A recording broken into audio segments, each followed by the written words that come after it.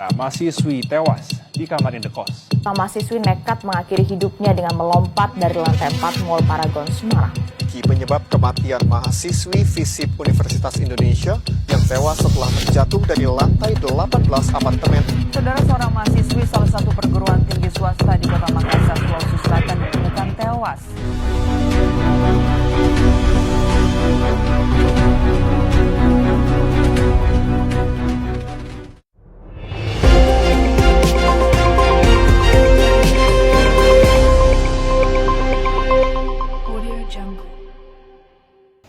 Selamat pagi, selamat siang, selamat sore teman-teman. Hai teman-teman, pernah nggak sih kalian merasa capek tapi kalian nggak tahu capeknya kenapa? Pernah nggak sih kalian sedih dan kalian ingin cerita tapi kalian bingung mau cerita ke siapa? Hari ini sampai saat ini kita hidup di era yang serba digital, tapi di balik semua itu ada seseorang atau kita yang sedang memperjuangkan mental kita juga. Pada kesempatan kali ini, saya Mikael Darul Putra. Saya ingin mengajak kalian semua untuk ngobrol, bukan cuma soal tentang kesehatan mental, tapi juga kenapa kesehatan mental itu penting dan terutama bagi Gen Z yang hidup dengan penuh tekanan di era digital ini. Oke. Pertama-tama kita lihat dulu di mana menurut Menkes perkirakan 30% dari 280 juta jiwa di Indonesia itu mengalami penyakit mental.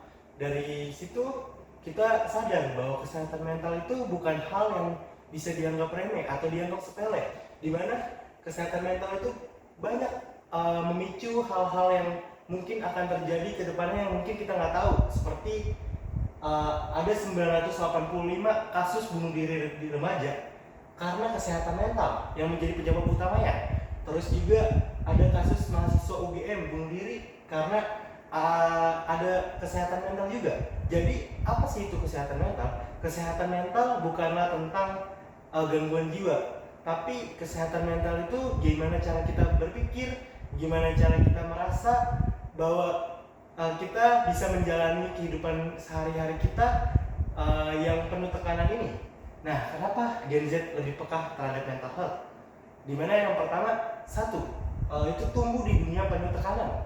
Tumbuh di dunia penuh tekanan ini, dimana mungkin banyak dari ekspektasi di media sosial yang menuntut kita untuk lebih baik dibandingkan orang lain. Yang kedua, itu ada akses informasi lebih mudah, di mana semua tentang mental health itu bisa kita dapatkan melalui platform media seperti Instagram atau TikTok atau Twitter. Nah, yang ketiga, lebih terbuka dan peduli. Kadang kita tuh sebagai Gen Z bisa menyuarakan perasaan kita atau kita cerita tuh melalui postingan, atau mungkin kita bisa merasa kalau kita tuh bisa dipeduli oleh orang lain. Alasan mengapa menjaga kesehatan mental itu penting. Teman-teman, kita sadar nggak sih kalau misalnya kita capek, tubuh kita capek, kita butuh istirahat. Tapi kalau misalnya pikiran kita yang capek, bahkan tidur pun nggak bisa bantu. Oleh karena itu, kesehatan mental itu penting, karena kesehatan mental membuat kita melihat hidup kita, gimana caranya kita memperlakukan diri sendiri, dan gimana caranya kita menyelesaikan masalah. Karena mental yang sehat itu kita membuat kita lebih fokus, lebih tenang dalam menghadapi sesuatu. Tapi kalau misalnya bayangin teman-teman, kalau mental kita penuh tekanan, bahkan kita ngerasa hampa atau kosong gitu teman-teman. Bahkan tugas yang kayaknya terasa ringan itu menjadi terasa berat.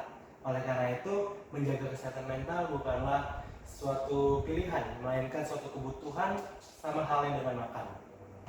Oke, next. Kesehatan mental di era digital itu dampak negatifnya, yang pertama overthinking. Overthinking itu kita lihat story orang, kadang kita ngerasa pencapaian orang itu kok lebih baik ya dibandingkan diri kita. Perasaan, terus kita menimbulkan pikiran dalam diri kita nggak layak, kita nggak mampu, kita nggak bisa sama dengan kayak mereka gitu. Yang kedua, ada kecemasan sosial. Dari 1000 lucunya, dari 1000 teman-teman digital kita, kita nggak bisa ngerasa kalau misalnya mereka tuh bisa mengerti kita. Kita nggak layak atau kita nggak menarik untuk mereka. Yang ketiga, cyberbullying, di mana dari komentar, hujatan, atau orang yang nggak kita kenal itu kadang membuat kita merasa terpuruk. Dunia digital itu bukanlah musuh teman-teman, melainkan juga mempunyai sisi lain yang bisa menyembuhkan seperti dampak positif. Satu, itu akses terapi online, di mana biasanya kalau kita membutuhkan konsultasi itu sulit, tapi sekarang kita mudah, kadang kita bisa melalui online atau dengan jam yang lebih fleksibel, dan kadang kita bisa merasa kalau kita gak malu untuk mengungkapkan apa yang kita rasakan. Yang kedua, komunitas dukungan. Dari banyaknya grup atau di sosial media atau di grup WhatsApp, itu bisa menjadikan kita merasa kita dihargai dan dimengerti.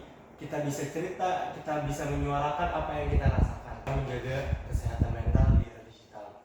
Yang pertama, kita bisa lakukan membatasi waktu, di mana kita bisa membatasi penggunaan media sosial kita ganti dengan kita meluangkan waktu untuk ke dunia nyata untuk meningkatkan produktivitas atau lebih bercerita kepada orang lain dan menyatakan diri kita mampu atau diri kita layak untuk dihargai. Yang kedua, tetapkan batasan media sosial. Kadang media sosial itu bisa menjadi penguat, bahkan bisa juga menjadi hal yang membuat kita terpuruk. Oleh karena itu, kita harus terapkan penggunaan media sosial itu agar kita tidak terjerumus semakin dalam. Yang ketiga adalah cari dukungan sosial. Nah, cari dukungan sosial ini kita bisa lakukan melalui kerabat, teman, keluarga, di mana kita bisa lebih cerita atau kita nggak usah merasa sendirian. Kita bisa juga meminta mereka untuk membimbing kita untuk menghadapi atau mendapatkan solusi yang mungkin kita bisa pakai ke depannya. Cari bantuan profesional ini lebih ke konsultasi atau kita ke psikolog biar kita bisa mendapatkan hal-hal yang mungkin menjadi hambatan atau tantangan di dalam hidup kita. Mencari dukungan tidak ada yang salah dengan itu. Itu suatu kalimat yang sederhana tapi memiliki arti yang bermakna. Di mana meminta bantuan itu bukanlah hal yang menunjukkan kita lemah, tapi melainkan menunjukkan bahwa kita berani dan bahwa kita peduli dengan diri sendiri.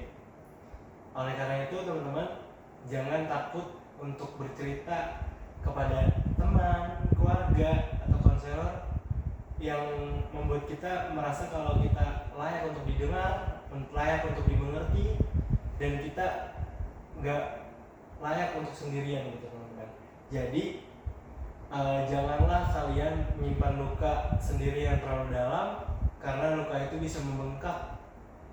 Oleh karena itu, mulai dari sekarang kita harus bisa menyuarakan dan jangan takut untuk bercerita, teman-teman. Ayo, mari berubah bersama.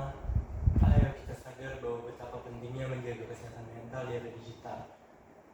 Bayangkan, teman-teman, kalau misalnya dunia ini menjadi tempat yang aman untuk kita bercerita, dunia ini menjadi tempat yang aman untuk kita menangis, dunia ini menjadi tempat yang aman untuk kita jujur, dan dunia ini menjadi tempat yang aman untuk kita sembuh. Kita bisa mulai dari diri sendiri dengan tidak menghakimi.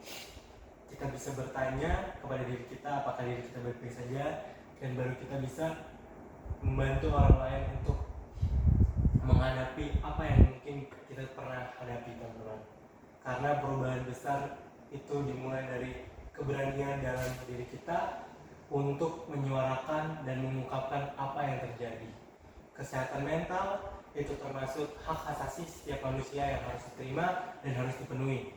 Untuk kamu dan untuk aku, karena menjaga kesehatan mental adalah suatu kebutuhan untuk kita saling menguatkan dan saling merawat. Oke, terima kasih teman-teman yang sudah mendengar dan sudah berani untuk mengungkapkan diri kita, karena mulailah untuk bercerita kepada teman, karena bercerita itu bukan berarti kita lemah, tapi bercerita itu menunjukkan bahwa kita berarti dan bahwa kita bisa mengungkapkan apa yang kita rasakan. Oleh karena itu, saya akhiri obrolan pada